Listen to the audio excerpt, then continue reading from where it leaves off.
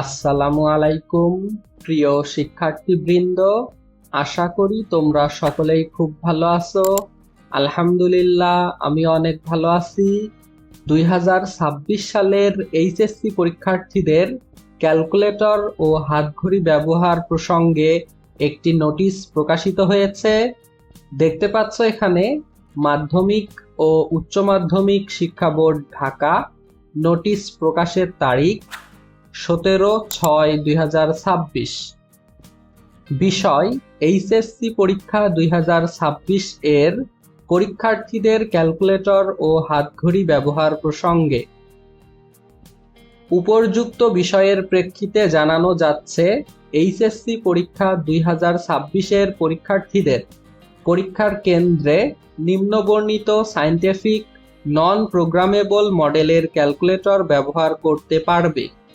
দেখো এখানে মডেলগুলো দেওয়া আছে।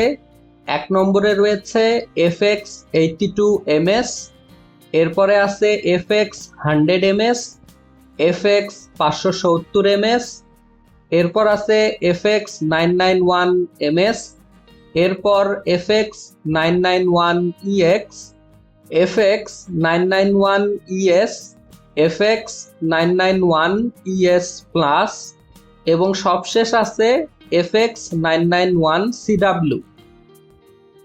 এবং এখানে দুইটি লাইন দেওয়া আছে, উল্লেখিত মডেলের ক্যালকুলেটর ছাড়াও শিক্ষার্থীরা সাধারণ ক্যালকুলেটর ব্যবহার করতে পারবে।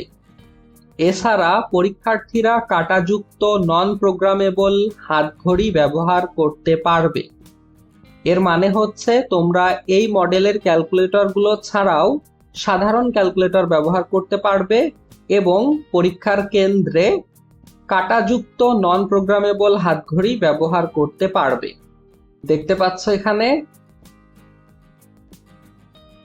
এই হচ্ছে এইচএসসি 2026 সালের পরীক্ষার্থীদের হাতঘড়ি ও ক্যালকুলেটর ব্যবহার সম্পর্কিত নোটিশের বিস্তারিত তথ্য।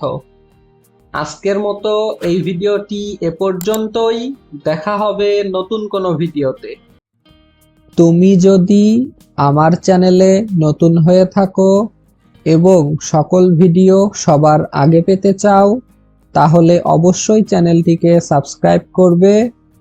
সকলে ভালো থাকবে, সুস্থ থাকবে। আসসালামু আলাইকুম।